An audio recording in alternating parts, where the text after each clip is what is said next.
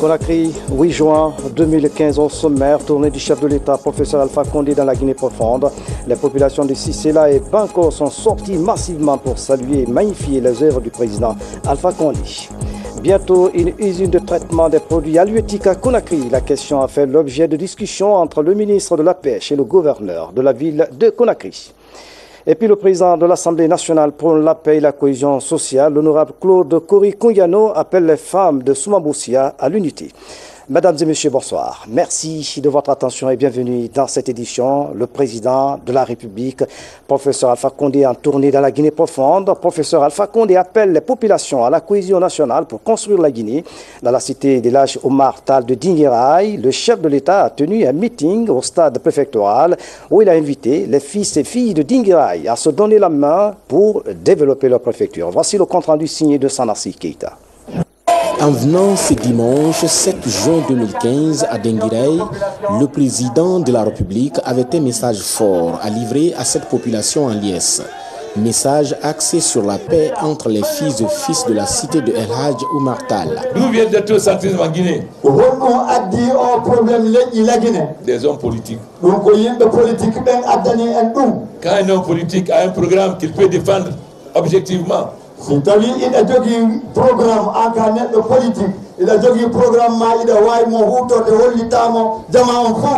emploie des arguments rationnels. Pour convaincre le peuple de la validité de son programme.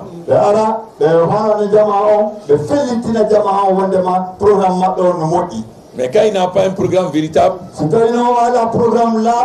il recourt à l'irrationnel. Votez pour moi parce qu'on est des musulmans. Ou bien votez pour moi parce que je suis protestant. Ou bien votez pour moi parce qu'on est peuple. Ou bien votez pour moi parce qu'on est malinqué, etc. Ça, c'est des arguments irrationnels. Ils n'amènent pas loin, mais qui divisent le peuple. Nous, c'est Alpha.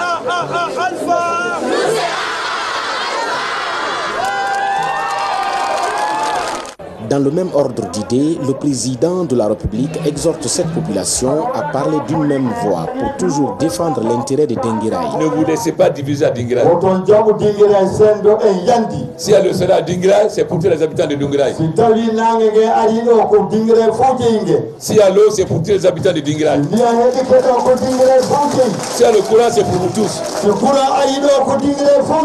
ne peut pas amener le courant pour les peuples seulement ou les malinqués ou je ne sais pas qui. Mais si on amène, c'est pour Dinguiraï.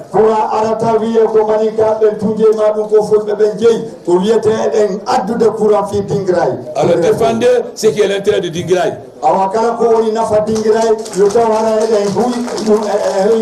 Tout ce qui peut amener Dinguiraï devant, allez dans ce sens. Surtout la jeunesse. Je sais qu'il manque beaucoup de choses. Vous voulez qu'on goudronne la route Biskirima Dinguiraï.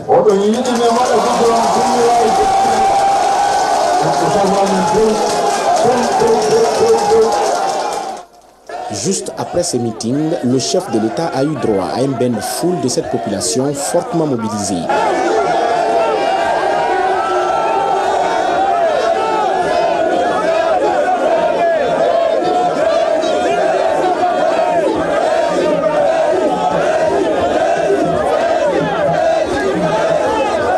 Dans la foulée, professeur Alpha Condé a pris son vol pour la sous-préfecture de Kalinko. Kalinko, où la population a réservé un accueil chaleureux pour professeur Alpha Condé.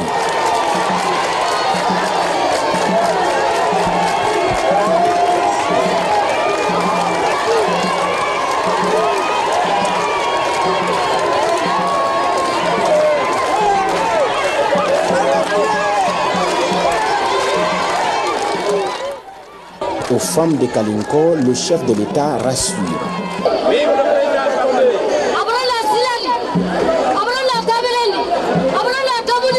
Ni salun minato annabara afamba musulun de miselu nala sonna surtout misel min makala ambal de mi senekela mi na kokela mi fanina na tenti ou bien mi safana dana k'ale dɛmɛ pour qu'ale manaku sɔrɔ n nani ka o de la yiri ta duɲɛ kunu n kala yiri min ta nisɔnkɔkɔ de tɛrɛ bi n kala yiri min ta muso de y'ale la manaku sɔrɔ muso minnu ma kɛra ale y'ale manaku sɔrɔ.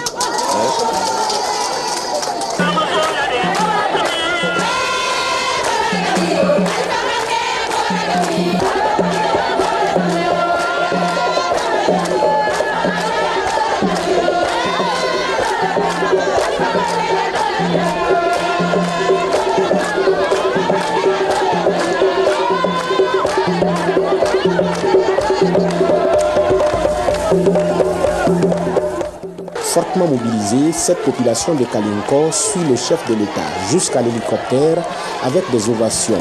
Direction d'Abola, précisément la sous-préfecture de Bangkok.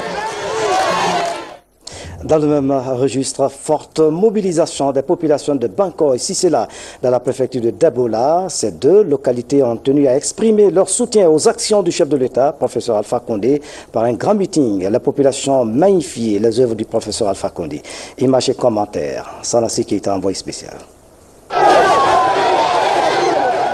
À Bangkok, la population n'attendait que l'arrivée du président de la République pour prendre d'assaut toutes les artères de la sous-préfecture, dans une ambiance festive.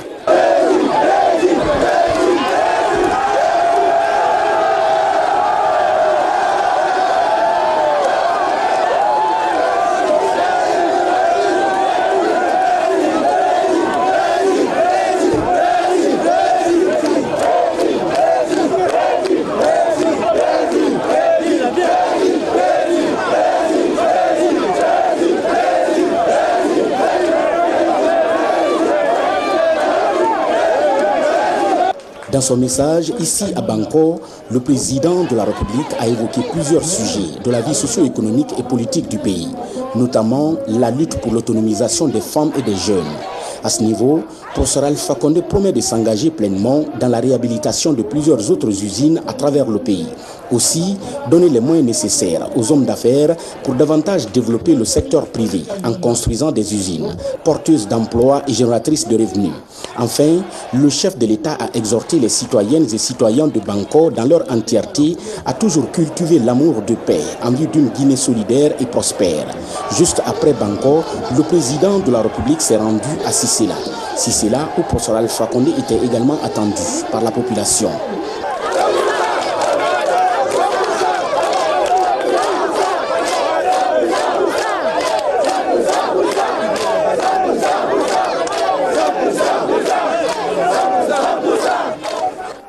À la population de Sisela, le président de la République a transmis le même message.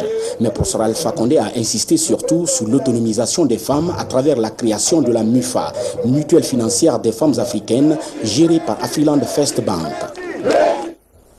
Et puis nous reviendrons en détail sur la tournée du chef de l'État dans la Guinée profonde juste après ce journal. La lutte contre le VIH-Sida avec l'installation d'un laboratoire de biologie moléculaire pour l'hôpital régional de Kankan. C'est une action du secrétariat exécutif du Comité national de lutte contre le Sida. C'est l'honorable député Haya Nantou Chérif qui a présidé la cérémonie d'inauguration. Reportage signé Fodé Bangali Fofana, Cheikh Sanko. L'hôpital régional de Kankan a désormais un laboratoire moléculaire. Sa mise en place a nécessité des efforts de la part du secrétariat exécutif du CNLS à travers son bureau de la coordination régionale de Kankan. C'est pour joindre l'acte à la parole que le secrétariat exécutif du Comité national de lutte contre le sida, avec les financements du gouvernement guinéen et du Fonds mondial de lutte contre le sida, la tuberculose et le paludisme, a décidé d'installer un appareil moléculaire dans la région de Kankan. Aujourd'hui, nous pouvons dire que l'hôpital régional de Kankan dispose d'un équipement important qui permet d'assurer le suivi efficace du patient souffrant de la maladie à VIH-Sida. Selon les spécialistes, il est établi que le suivi biologique est nécessaire pour mesurer l'efficacité du traitement.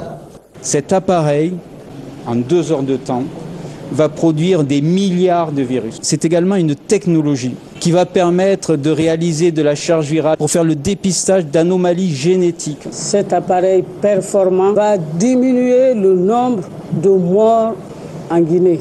puisqu'il y en a à Conakry et aujourd'hui à Kankan. Le secrétariat exécutif du CNLS reste convaincu qu'avec ce laboratoire, le service de prise en charge du VIH à Kankan sera encore plus efficace et une meilleure performance dans la riposte au VIH dans notre pays.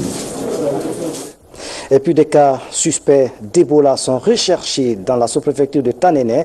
La coordination nationale de lutte contre Ebola et les partenaires sont sur le terrain à cet effet. L'opération va durer 21 jours. La démarche vise à éradiquer définitivement le virus Ebola. Le point avec Francis Colli. Tanene dans une situation de confinement. Ici, la mobilité de la population est limitée pendant 21 jours pour cause d'Ebola. Une recherche active des personnes suspectes est engagée. La couverture alimentaire et sanitaire de la population confinée est gratuite. Au total, nous avons, à la date du 5-6e mois 2015, 211 contacts assurés. Nous saluons cette initiative de recherche active des malades dont le but est de bouter définitivement la maladie hors de la préfecture de Dubreka. Le bien d'autrui est à respecter. Aucun acte de vandalisme ne sera toléré. La plateforme des partenaires de la riposte à Ebola est fortement déployée sur le terrain. Le ministre de la Culture, parrain de la préfecture de Dubreka, a invité la population à coopérer avec le personnel sur le terrain pour la lutte contre Ebola, une préoccupation du gouvernement. Pour cette campagne qui démarre aujourd'hui, après celle de Forcaria 1, de Koya, de Forcaria 2 à travers Pamelap, nous irons encore vers les populations, non seulement dans les quartiers, mais surtout dans les villages et les hameaux. Nous allons rencontrer chaque famille, chaque concession, maison par maison, case après case, pour porter le message de protection contre Ebola. Je vous invite à ne pas cacher les malades. Je vous invite à collaborer avec ces équipes pour enfin mettre fin à Ebola à Tanene, à Dubreka.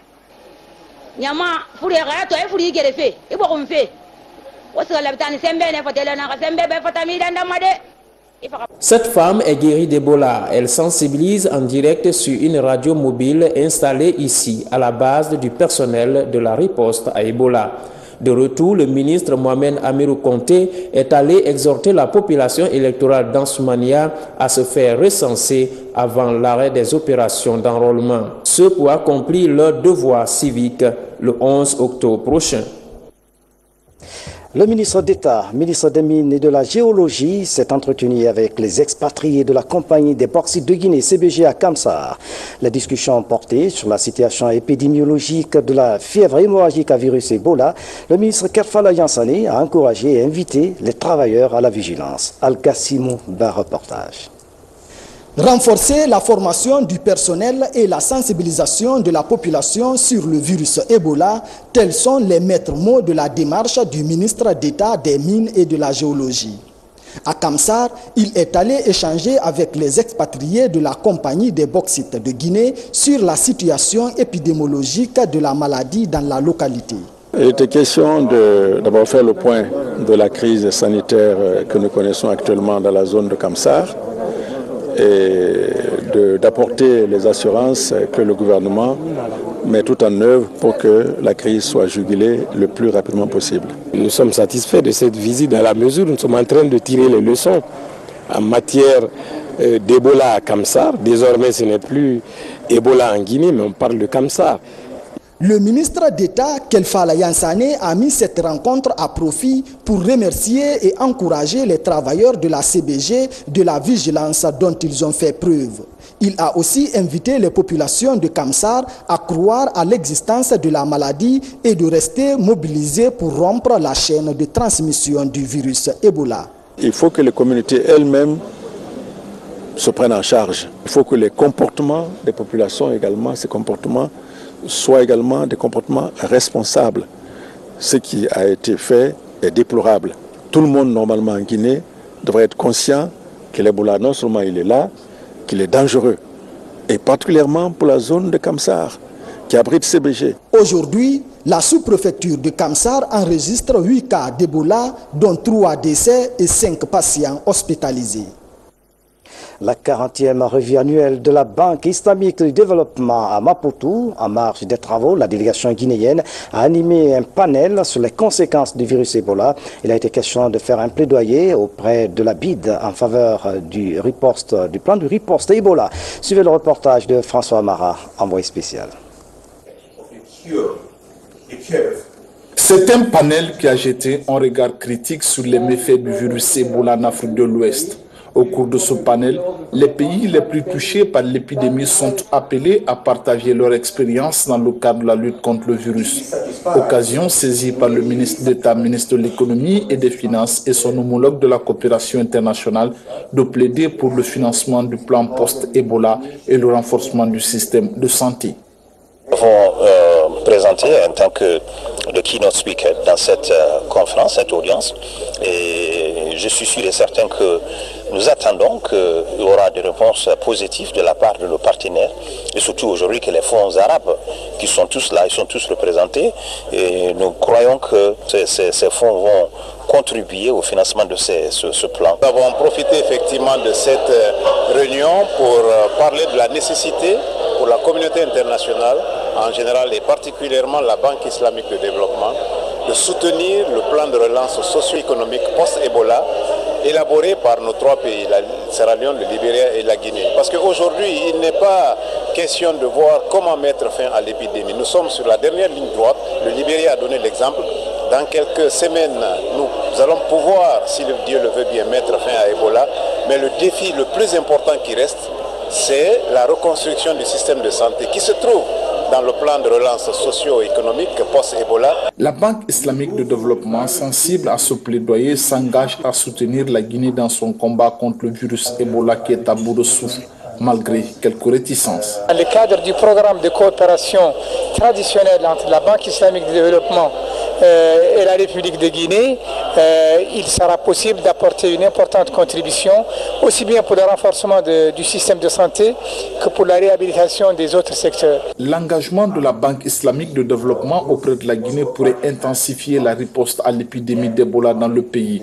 Au cours de cette cérémonie, le ministre guinéen de la coopération internationale a reçu un satisfecit en signe de reconnaissance de son implication en faveur d'un partenariat renforcé entre la BID et la Guinée. Ici à Conakry, la mise en place d'une plateforme pour le traitement des produits halieutiques au port artisanal de Teminatai et le débarcadère de Bonfi. La question a fait l'objet d'échanges entre le ministre de la Pêche et le gouverneur de la ville de Conakry. Les deux hommes ont évoqué aussi la délocalisation des populations riveraines en vue de faciliter la construction d'une usine de traitement de poissons. Des précisions dans ce reportage de Moussa Bangoura.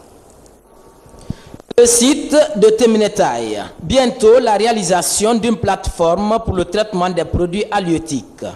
Pour la mise en œuvre du projet, le ministre de la Pêche et de l'Aquaculture est venu rencontrer le président du conseil de ville. Les entretiens ont porté sur la délocalisation des populations riveraines et leur dédommagement.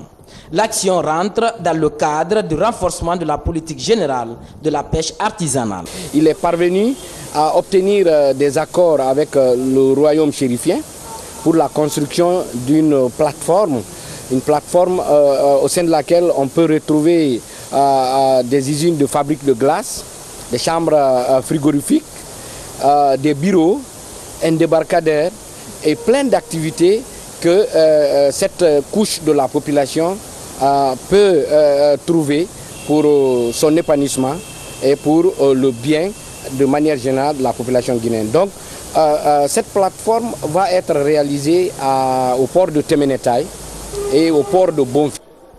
Sur ce site, 700 mètres carrés pour la réalisation de la plateforme.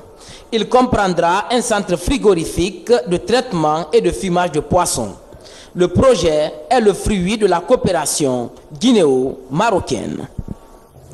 Moussa Bangoura, une action a encouragé fin à Conakry de l'atelier de construction d'une équipe de cadres de l'ARPT, Autorité de régulation des postes et télécommunications. Pendant 3 jours, les travailleurs et membres de la direction générale ont réfléchi sur les techniques de communication pouvant améliorer la qualité de prestation du service de l'ARPT. Rose Porcho, reportage. Doit faire aujourd'hui. Maintenant, c'est pour faciliter aux télécentres pour qu'ils vont avoir l'accès, pour avoir des pistes et ils diminuent leur prix pour qu'on gagne au moins d'intérêt, quoi. C'est la facturation qui est un peu trop, quoi. Voilà, parce qu'ils facturent 420 francs, des fois même 500, surtout par rapport aux réseaux, quoi. Autant de défis à relever pour Diallo Amadou par les autorités de régulation des postes et télécommunications.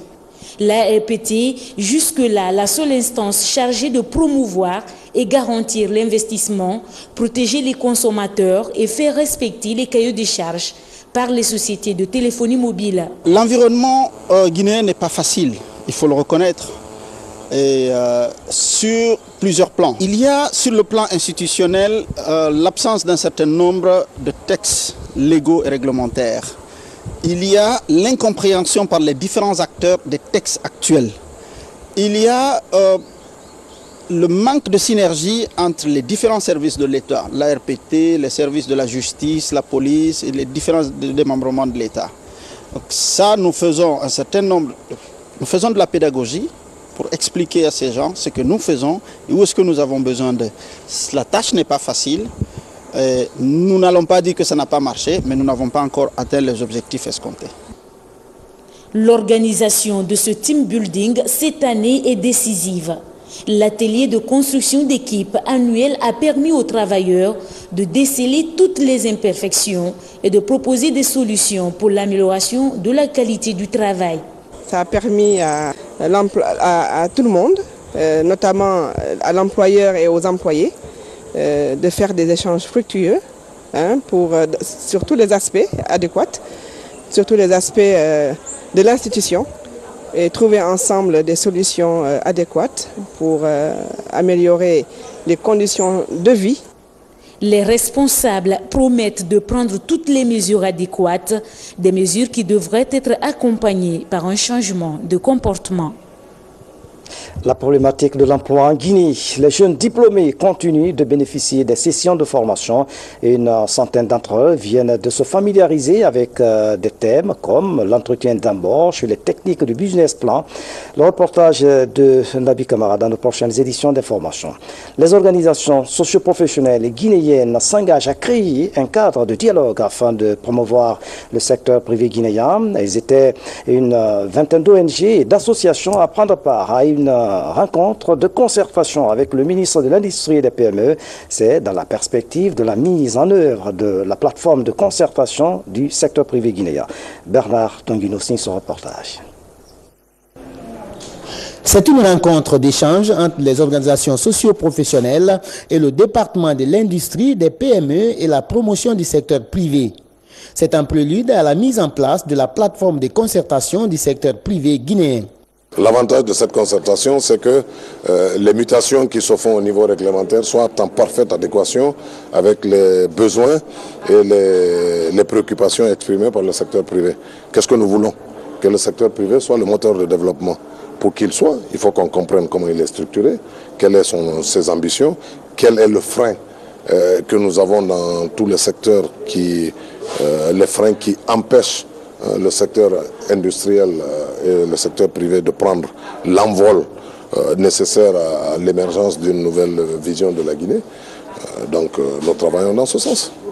Au cours de cette rencontre, les représentants des organisations socio-professionnelles ont exprimé leur engagement à œuvrer pour la création d'un cadre de dialogue franc. La démarche est pilotée par Guinée Business Forum. Aujourd'hui, nous sommes parvenus.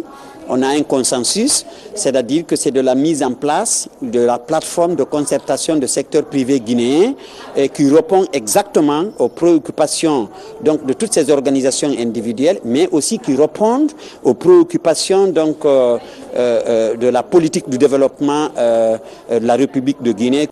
La plateforme de concertation du secteur privé guinéen est un volet du projet d'appui aux petites et moyennes entreprises. Financée par la Banque mondiale, la démarche devrait permettre d'instaurer un cadre de dialogue franc entre les organisations socio-professionnelles du pays. Dans l'actualité encore, le forum de Sankara vient de se tenir dans la préfecture de Farana. Cette deuxième édition est initiée par l'Union des Sankaranka. Ce forum de 3 jours a permis aux fils du terroir de parler du développement de Sankara. La rencontre a été rehaussée de la présence du président de la République, professeur Alpha Condé. Suivez le reportage de Marouf Ba et Moussa Komara. À 35 km du centre administratif de Farana se trouve la sous-préfecture de Nialia. C'est cette localité qui accueille la deuxième édition du Forum de l'Union du Sankaran pour le développement. Comme à l'accoutumée, ces pas de danse de la Grande Mamaya et la prestation des dozos annoncent l'ouverture des concertations sur le développement du Sankaran. L'occasion de consolider également les liens de fraternité et de solidarité entre les différentes localités membres de l'Union. L'idée de l'Antiquité, elle ne date pas d'aujourd'hui, nous on ne fait que répéter. Peut-être on a amélioré la façon d'organiser l'Union. Mais ça, c'est depuis l'Antiquité. Maintenant, à nos jours, avec l'actualité, on a changé d'idée. Au lieu de faire des discours ou bien parler un peu d'histoire, nous avons dit qu'il faut chercher à développer Sankara. L'objectif du forum, c'est de contribuer au développement communautaire. Depuis très longtemps, le Sankara a existé, évidemment, ça c'est vrai. Mais maintenant, nous prenons conscience qu'il faut essayer de conjuguer les efforts et des résidents et des ressortissants. C'est en ce sens qu'on a envisagé ce forum annuel au niveau de Sankara. Après Tiro, cette édition de Nialia se révèle comme un véritable cadre d'échange sur le développement local. Un engagement qui rassure autorités locales et gouvernementales. Le chef de l'État, le professeur Alpha Condé, est en tournée dans le pays profond. Naturellement, à cause de ce grand rassemblement de citoyens guinéens, il est venu saluer le forum du Sankara, dans la mesure où ce forum s'inscrit dans le cadre du développement social et économique d'une collectivité ou d'une communauté guinéenne tout entière. Je crois que tous les fils et ressortissants du Sankaran aujourd'hui sont vraiment fiers et heureux parce que c'est une organisation sociale de solidarité, de développement et d'entraide. Convié à ce forum, le président de la République est accueilli par une foule enthousiaste. Professeur Alpha Condé s'est dit rassuré de l'engagement patriotique des fils du Sankaran. Un forum de 3 jours qui s'achève sur une note d'espoir. Il est sanctionné par le vœu d'unité et de solidarité du Conseil des sages des 8 sous-préfectures que constitue l'Union. Le président de l'Assemblée nationale pour la paix et la quiétude sociale, je vous le disais en titre, l'honorable Claude Kori-Konyano a rendu visite à l'association des femmes de Soumambossia à Conakry. Les entretiens ont porté sur le renforcement de la cohésion sociale et la promotion de la couche féminine. Sidi Robertono. C'est une visite de reconnaissance que le président de l'Assemblée nationale rend à l'association des femmes de Soumambossia. L'honorable Claude Kori-Konyano a saisi l'occasion pour appeler ces femmes à renforcer la culture de la paix et de l'unité nationale. Des sentiments de joie parce que je me rends compte que presque toutes celles qui sont là, c'est des femmes que je connais depuis 2004. Elles sont toujours membres de cette association et elles sont toujours restées fidèles, n'est-ce pas, au parti. Elles sont toujours restées attachées à la personne du président Alpha Condé et à ma propre personne. Si elles arrivent à se recenser le jour du vote, n'est-ce pas, l'ensemble de ces quartiers va avoir à voter c'est-à-dire pour le président Alpha Condé, afin que nous puissions l'élire dès le premier tour. Satisfaites de la visite, les femmes de Soumambossia ont exprimé leur adhésion aux idéaux de changement prônés par les autorités. Elles ont ensuite demandé l'apport du Parlement afin d'appuyer les projets générateurs de revenus. La souffrance qui est là, surtout le problème d'eau. Il n'y a pas d'eau à Soumambossia. Si les forages là, ça continuait beaucoup, ça pourrait nous aider. Le courant à l'air là, ça vient. On ne se plaint pas beaucoup pour le courant. Mais l'eau, Et nous avons tout fait pour arranger le problème de l'eau. Dans les prochains jours, ces femmes entendent organiser à Conakry un meeting de soutien aux actions de développement du président de la République, professeur Alpha Condé. Et puis, au même moment, les populations de Dixine expriment leur soutien au programme du chef de l'État. Ils étaient fortement mobilisés pour témoigner de leur reconnaissance au président Alpha Condé pour les actions réalisées en 4 ans. C'est le Premier ministre, chef du gouvernement, qui a présidé la rencontre. Ousmane Bangoura était de la partie. De Matoto, ces militants et militantes sont venus des 37 quartiers de la commune pour réaffirmer leur adhésion au programme de société du chef de l'État. Présent à la rencontre, le Premier ministre Mohamed Saïd Fofana a invité la population de Matoto à l'unité nationale. Du côté de Donka également, au bloc des professeurs dans la commune de Dixine, la population était fortement mobilisée autour d'un idéal, celui de soutenir les actions salvatrices du chef de l'État, le professeur Alpha Condé. Nous, jeunes engagés de Dixine, restons absolument engagés aux côtés du professeur Alpha Condé pour la défense de ses idéaux de bonheur pour notre peuple. Pour y parvenir, nous devons être unis et solidaires dans la lutte contre l'État qui gangrène la société. Là, le Premier ministre, l'émissaire du chef de l'État, n'a pas manqué d'exhorter la population de Dixine à l'unité nationale, la paix, gage de tout développement. Au nom du chef de l'État, le président Alpha Condé a remercié les initiateurs de cette rencontre. Je voudrais féliciter surtout la jeunesse guinéenne, dont on disait sous la Première République qu'elle était l'aile marchande de la Révolution et dont on dit aujourd'hui qu'elle est l'avenir de ce pays.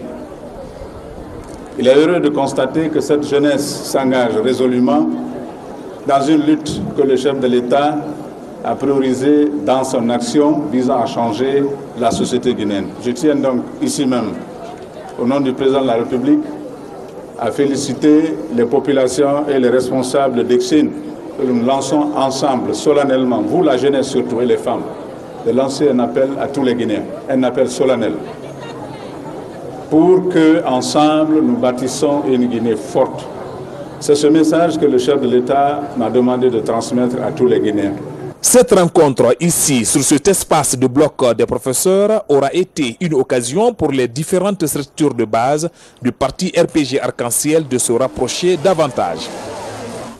Et puis 100 livres pour la sous-préfecture de Saint-Guyana, dans la préfecture de Kouroussa. C'est un don de l'association des jeunes guinéens de France.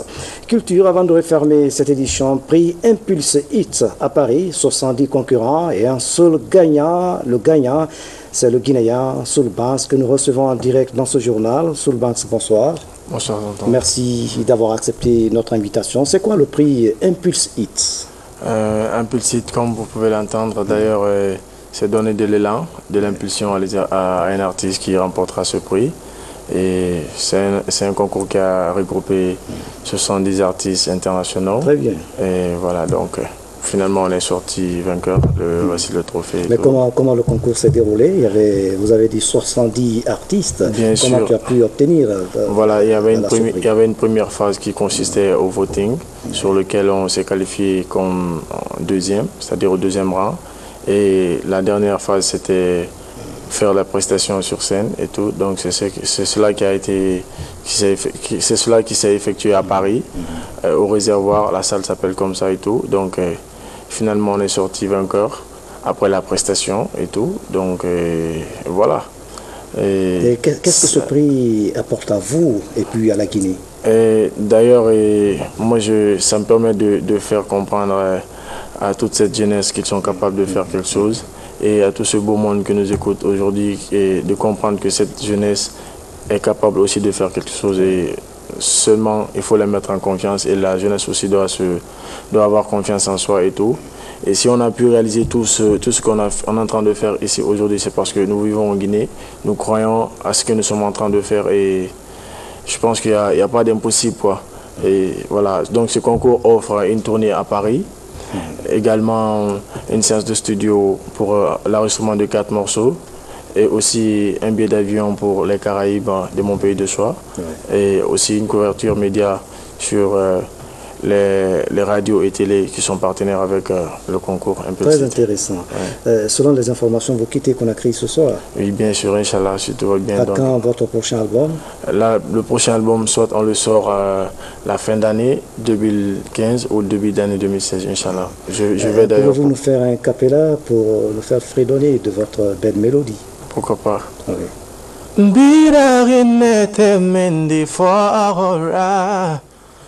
Nura fama afa nura fama ya wa Konara mire munwa mama fe roma Adama dinde fangongi na finama e barambombo. Merci donc Soulbank, le gagnant donc du prix Impulse Hits à Paris. Merci mesdames, messieurs, c'est la fin de cette édition. À tous, merci de nous avoir suivis. Excellente soirée, où que vous soyez dans le monde. À demain.